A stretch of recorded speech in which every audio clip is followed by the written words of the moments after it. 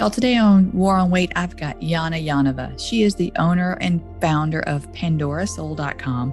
It's the first ever subscription box for self-help that you can have delivered right to your doorstep all the way from Scotland.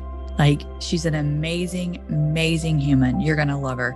She just really pours into women. She's an author, speaker, she's a talent expert, and she's also a psychologist.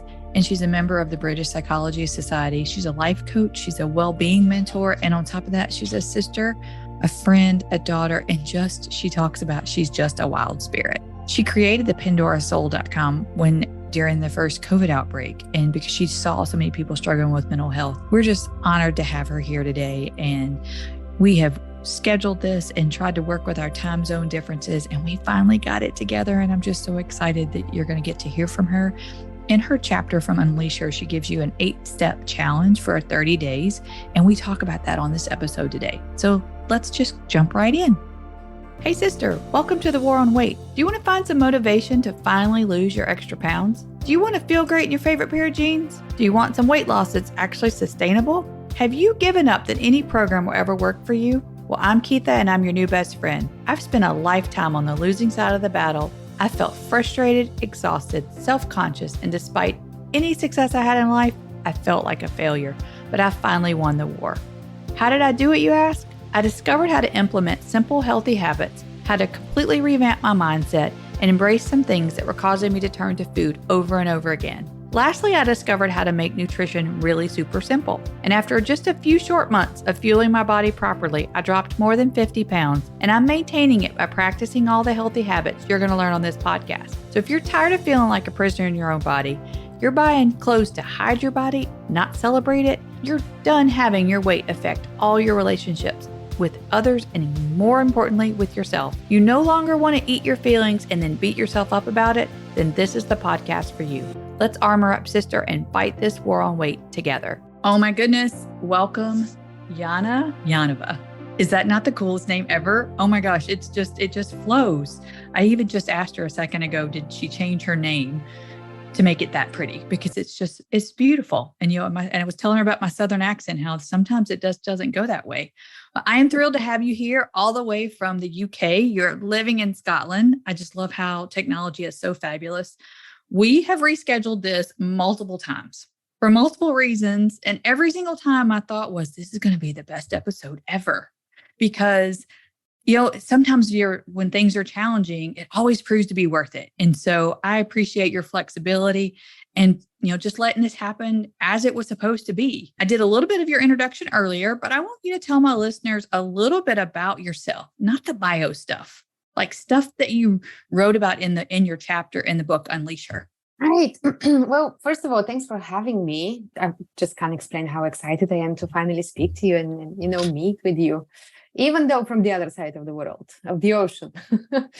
So a little bit about me. I must admit that when I was writing this chapter, I was fully empowered, 100%. Like I was sitting there writing and I was thinking, people will read that, women will read that. And I really was curious about how people will react and how women will, read themselves in those lines. And I haven't always been that bubbly, energetic type of person. I had my moments when I was quite miserable, unhappy. There was nothing that satisfied my needs or anything in that regards. And when I was writing my chapter, I was thinking about those moments and I was thinking how far I have come. Thanks to, psychology and the self-reflection and the self-help that I'm doing to myself for personal growth. And it's just remarkable. But overall, this chapter really empowered me to speak my truth, to utilize what I know, what I lived through, and where I ended up being because of things I've done. And I'm just excited that people can read and relate. When I read your chapter, I immediately knew I wanted you to come on as a guest for several reasons. Your chapter is called Your Wish is My Command. And ladies, it is good. It's an absolute must read. Tell me how you named your chapter. So I'm a big fan of fairy tales. And when I was growing up, my parents used to read a lot to me. We had massive libraries in every house, in every room of the house. And when I sat down to write, I was thinking about how many times I have buried the voice of my own heart because my brain logically was saying this or that. And many times I told myself, shut up. You don't know. I'm thinking at the moment. Just keep it quiet. And when came down to writing the chapter, I wanted to express all those moments, from my early childhood when I was growing with the fairy tales to the moment where I actually embraced everything that I read and everything that I've been through. Yeah. I want to read an excerpt from your chapter, and then I want you to talk to my listeners a little bit about it. They've heard me talk about this on several episodes already, but I'm hoping that this exercise that you have them do in your chapter, it makes it click with people. So after you do some very pleasant storytelling about your life in the chapter, this is what you wrote. When are you going to accept the fact that it all starts and ends with your mind? How you think affects how you feel affects how you live. Am I making you angry with these questions? Good. Finally. I screamed out loud when I read this. I was like, oh my gosh, I love this, because those type of statements made me mad for so long. I would tell myself all kinds of crap in my head. I would tell myself, you can't think away my feelings. I can't think myself skinny. But what I really learned during the process of my weight loss and in my journey is that if you believe you can't lose weight, and if you repeatedly are telling yourself you're always going to be overweight, you can't change, you're going to stay right where you are. So you continue on to say, I know change may be scary and uncertain, but ask yourself this: have you been happy until now? If the answer is no, maybe, or even I don't know, then what do you have to lose? We only have one life. And unless you decide to live it in faith and in love, then you simply don't live, but you exist as a heavy consumer, making it day after day in survival mode. Here I am tearing up again, and I've read this paragraph probably 10 times because I totally related to that, just living day by day, just surviving. How can I get through this day? It was just, I lived under so much mental and physical weight that your chapter really spoke to me. And I just wanted you to know that I know you're speaking to so many women when you say this. And I love how you challenge us in this chapter to make a change. So I was wondering, do you have your book handy? Yes. So could you read? So I would like you to read the paragraph that starts with embrace the change. Just that little short piece there. Right. Give me a second. Oh yeah, go ahead. I should have warned you ahead of time.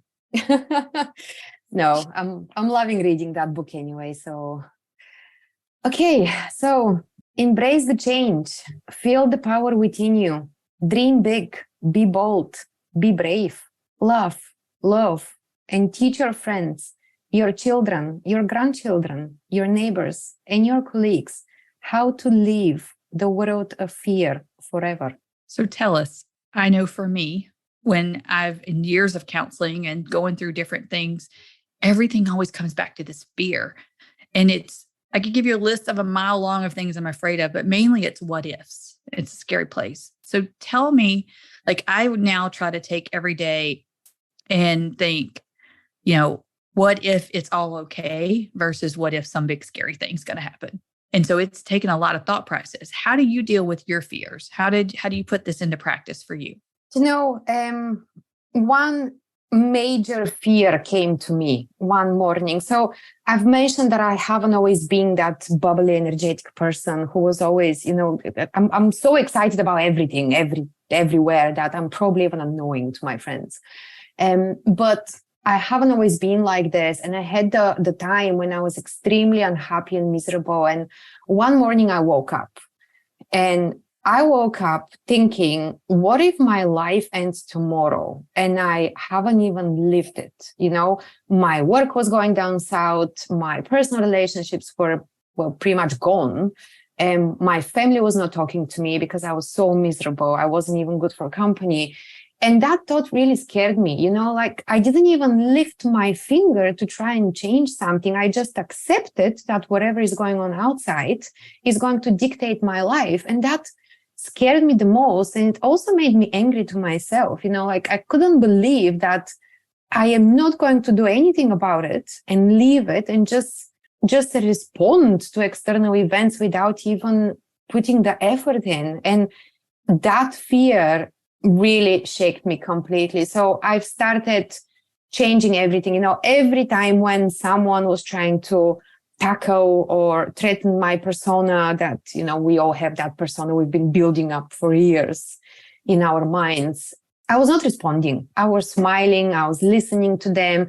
And in my mind, I was going through, don't you dare responding the way you used to respond. You're going to learn how to manage your relationships, and you're going to learn how to manage your emotional responses.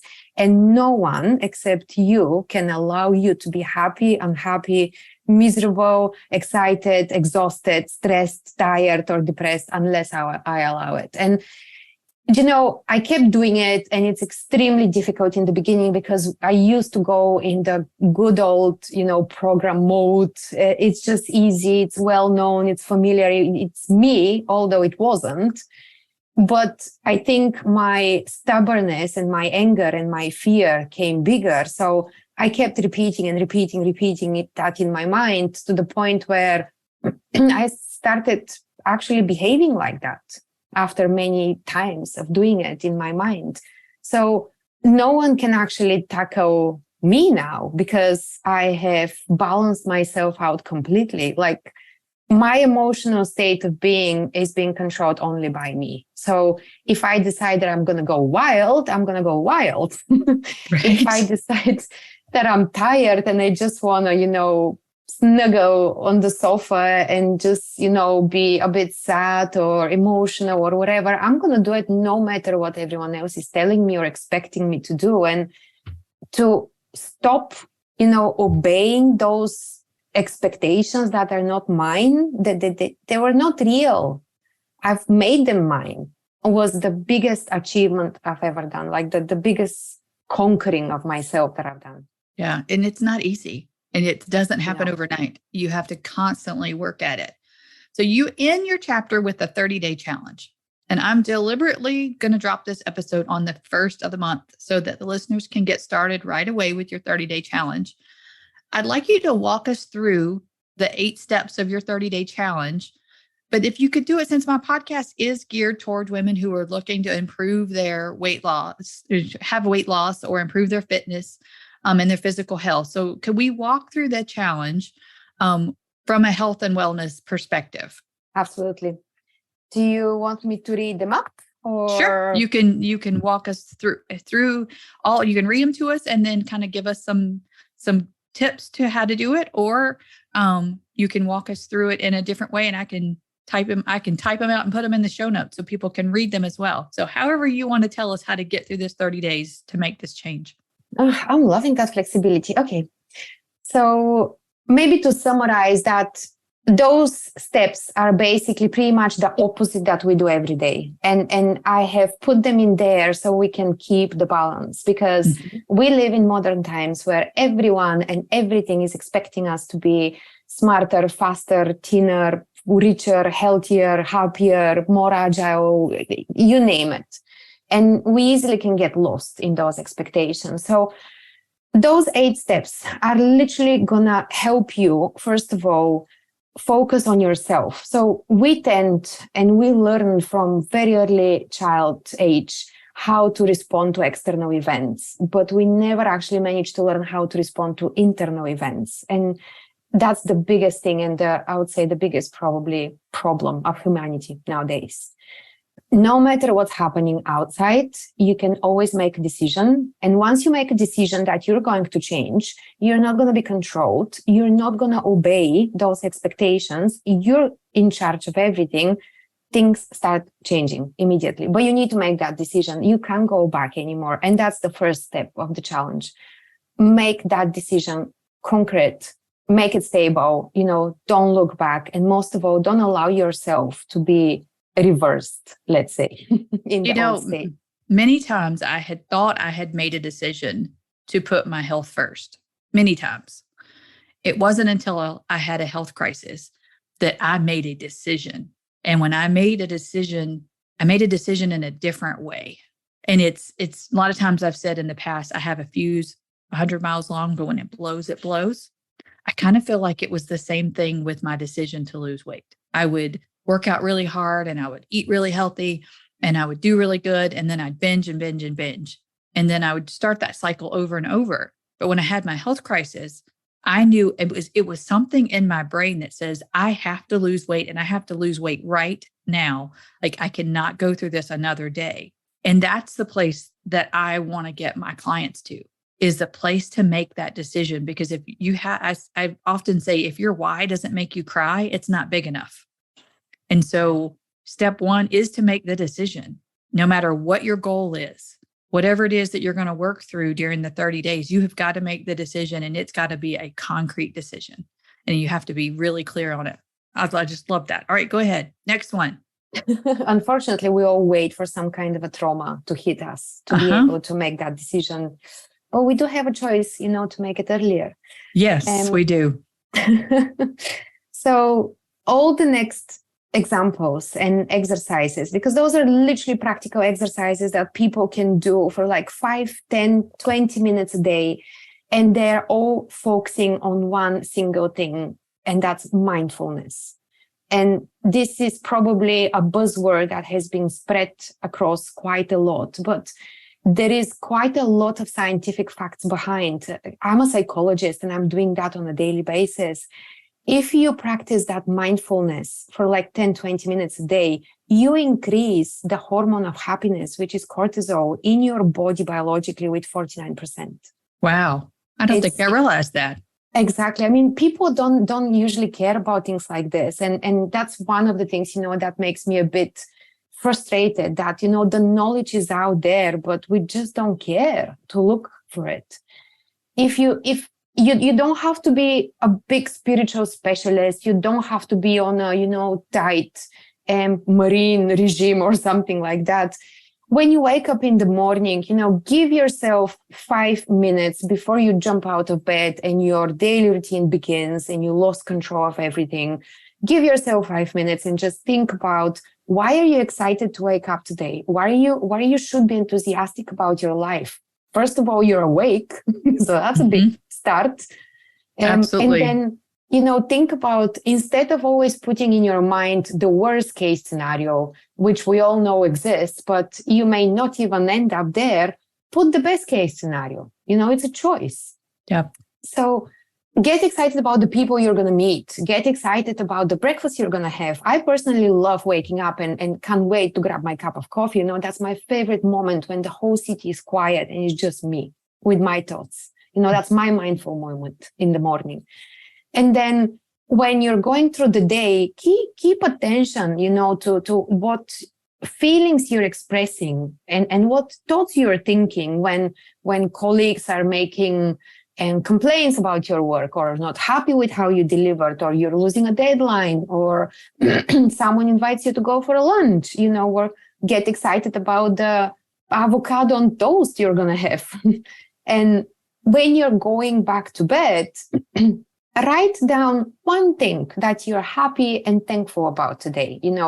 Could be anything.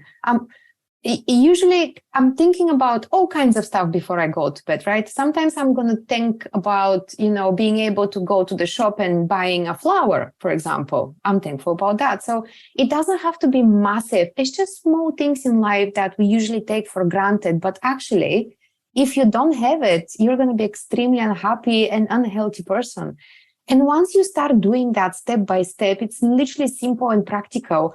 You're going to slowly, from biological point of view, you're going to release the synaptic connections in your brain to have space to actually think different stuff. Once you start dumping your brain, you have space for more.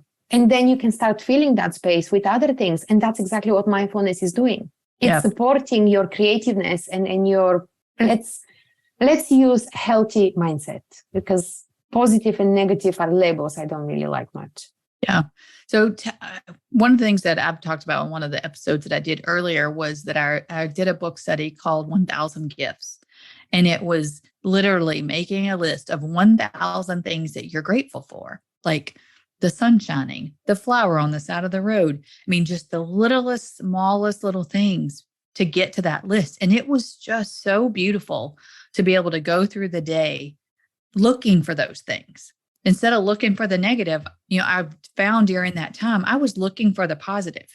And when you're able to write those things down and then see all the things that you're so grateful for, it really does change your mindset.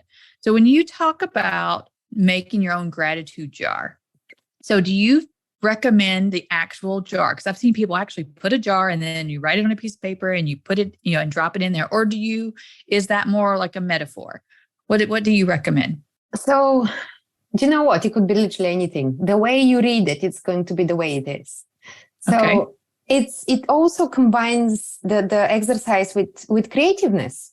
As a child, I used to love, taking those colorful blocks and building something out of them. So if, spend some 30, 40 minutes with your kids and make yourself a nice gratitude jar and put it next to your, nightstand lamp and just drop things in, and maybe once a week just go through that jar with your family and read things through. Get your family engaged in the whole situation. Let's make that a family tradition. For example, the jar symbolizes the place that you're going to store all of that information. It's no longer be in your brain, but it's going to teach your brain how to look out for that. Oh, I like that. And we're going into December, and the days before Christmas, this would be a great family activity for a family to put a jar out and write down all the things they're grateful for each other. What a gift that would be on Christmas to open. I think that would be beautiful. All right. What about program yourself to wake up and be excited? Tell me what that looks like for you. Yeah. So every morning when I wake up, I don't jump straight out of bed.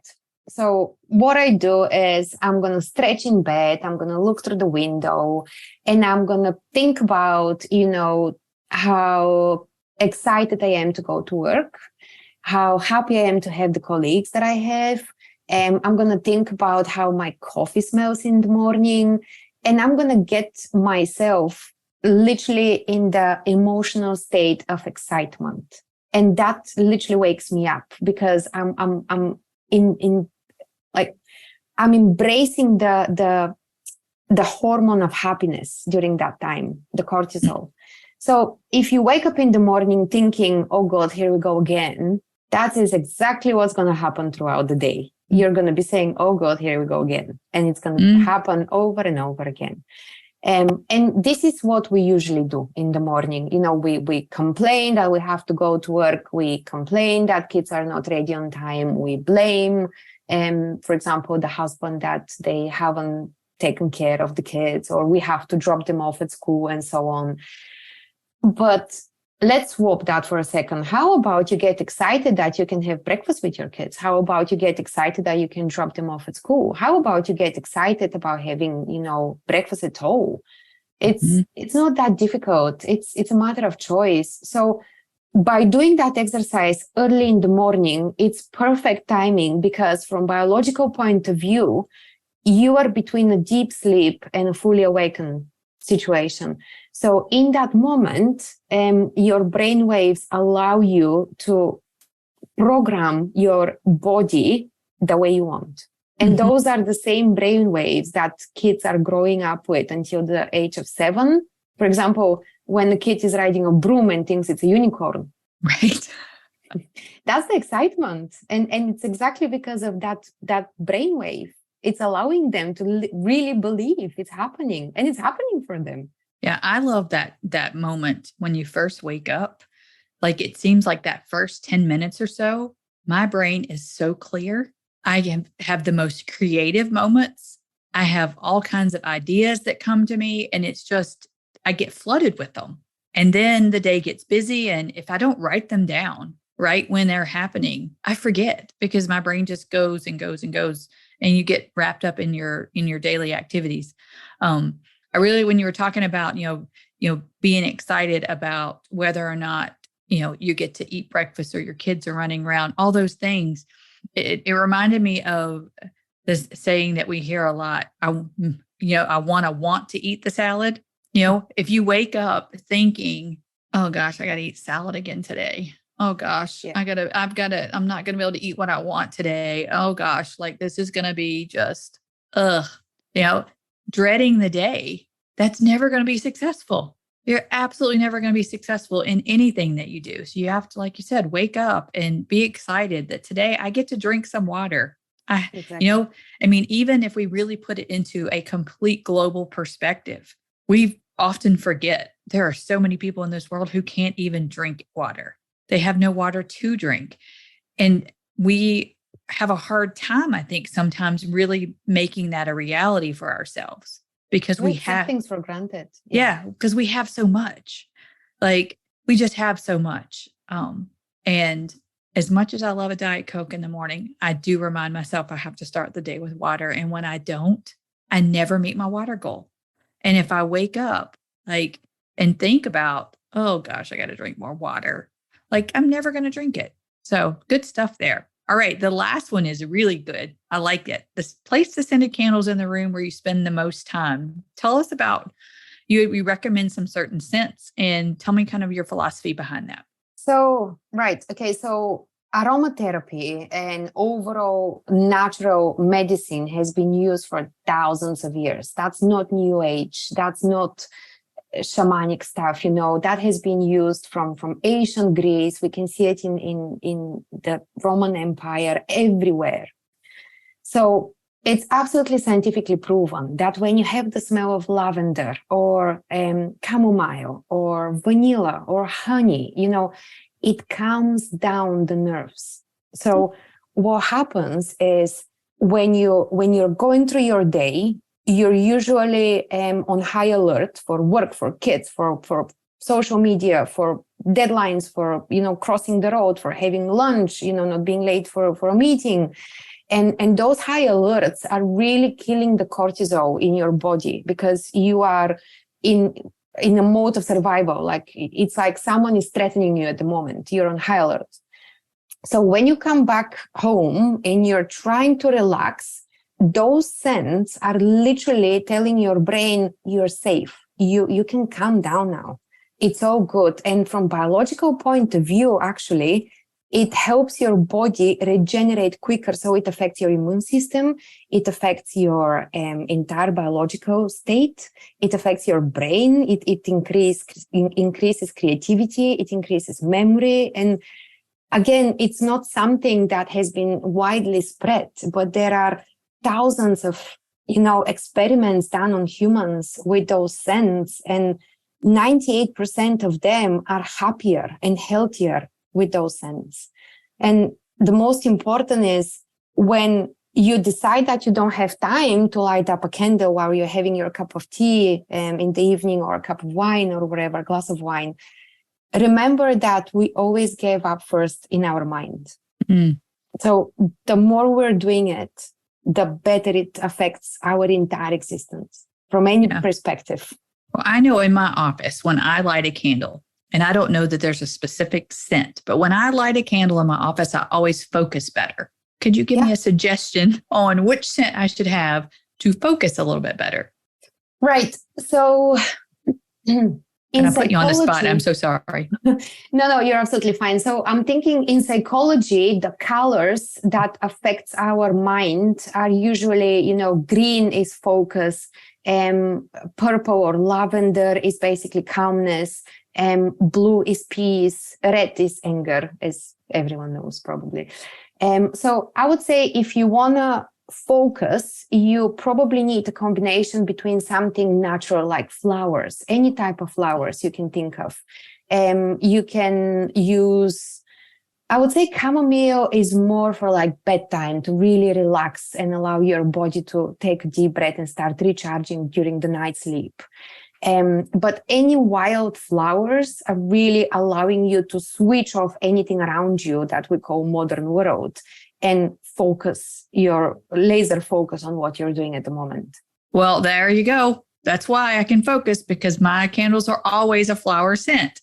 I always pick those. Yeah, that's awesome. Usually oh my that's gosh. what they do. Yes. Oh my gosh. Look at that. I don't even have to change my scents for my office, but I probably do need to change the one for my bedroom. All righty. This has been so fun. All right. So I would like you to tell my listeners really quickly about your business, because I think it's a really cool business model. And I think it can provide, you do ship to the United States, correct? I do. Yeah. Okay. All right. Tell us about the box. I love box. I love the box idea. So I'm a big fan of actual practical things to do with your hands. I do enjoy digital stuff, but I also miss the other things. So I have this subscription box that is literally psychology in a box. I've taken everything that I know from the academic science and moved it into practical exercises that people can do on a daily basis. So there is a lot of aromatherapy in there, and there is a lot of mindfulness exercises. There is a lot of questioning yourself, and not in the matter of doubting yourself, but questioning yourself. Are you doing the right thing here in regards to, can you do it better? Can you maybe be stronger and braver and bigger and think, outside of the box here? There is one side is tackling the brain in the box, which is the psychology practical exercises. And the second part is tackling your body from the aromatherapy. Everything is naturally done here in Scotland. I source it from local farmers. And in combination, those two can really give you the overall health boost. Science doesn't have to be in the academic environment. It should be available for everyone. And this is exactly what I'm trying to do, from science to action at home, without, have to compete with yourself, without have to manage expectations, just you and yourself, because that's your biggest partner. And you say it's a subscription box. So does that mean that it's a monthly, a quarterly? How do you do that? It's a monthly box. Well, you have to keep up the work. It's a monthly box. So every month, the subscription is by the 10th of the month, and I ship the box over. So you start from the first of the following month, and it goes on until you decide to cancel, basically. That is awesome. I think I'm going to order one just so I can see kind of what you send over from Scotland. What a unique gift that someone could give for Christmas. So Christmas edition at the moment is quite a special one, because I have kind of doubled the items for the people. And, I was thinking in my mind, how about those people include their families in that box, and get everyone around them? Because it is the time that we should be better and more open-minded. So I have doubled the items, and there is 10% off at the moment as well. Well, I'm going to look at it today, because I try to get my mother the most special gifts. It's been something since I was very young that I have always tried to make. When I buy my mother a gift, I make it very special. I try to find things that are unique. The last thing I got it for Mother's Day, was these letters. And it was the coolest thing. So every month they send her a letter, and it's a letter back and forth, like love stories. It was the coolest thing. And it comes in these cool little boxes. But I'm thinking that this is a Christmas gift for my mother. And I don't know if she listens to my podcast or not, so I can say it. But I definitely think that would be, I think I'm going to get her one, because I think that would be something very unique and very special. In my last, maybe 2 episodes ago, I talked about like how to give gifts that were about uplifting people and personal development, and how you invest in people versus things that people don't want. And what you offer is definitely something that is going to help women grow. And that's what my podcast is all about, is giving them resources, whatever it takes to get to where they can meet their goals, and not live like you talked about earlier, in your chapter, about just living like just taking up space and just surviving. We don't want women to live like that. We want them to completely unleash themselves and find that inner person. And, it's a process, and we're doing it. And it's been just such an honor to be in the book and meet amazing women like you. And so I just thank you for being here today. It has been so much fun. No, thank you for inviting me. And I'm quite excited about our readers as well. Sister, could you relate? Did you feel that woman inside of you just trying to break free? If so, then we need to be friends. Head on over to the Facebook and send me a friend request. I'll actually accept it. You'll get my daily healthy eating recipes, and see all the fun I have living a larger life in my smaller body. And you may even get a laugh or two over me and my 50 plus chickens. I proudly claim the Crazy Chicken Lady title. Plus, you might get some gardening tips on growing your own healthy meals. You'll quickly fall in love with my chocolate lab Brady and one of my mini cats. You'll also see that I am a lipstick-loving, coffee-drinking mom, wife, and Jesus freak. Can't wait to see you over on Facebook. And more importantly, I really want to hear your thoughts on the show. I want to see your written reviews. Take 60 seconds and leave me a written review and then screenshot it and go on Instagram and tag me so I can give you a proper thank you for your review. If you're already thinking I might be the coach from you, you can go ahead and schedule a free appointment with me at CoachKeitha.com. And how you spell Keitha is Keatha, CoachKeitha.com. You can find all my social links in the show notes as well as my website link. Thanks again for listening to my show. I'll see you on the battlefield. Until next time.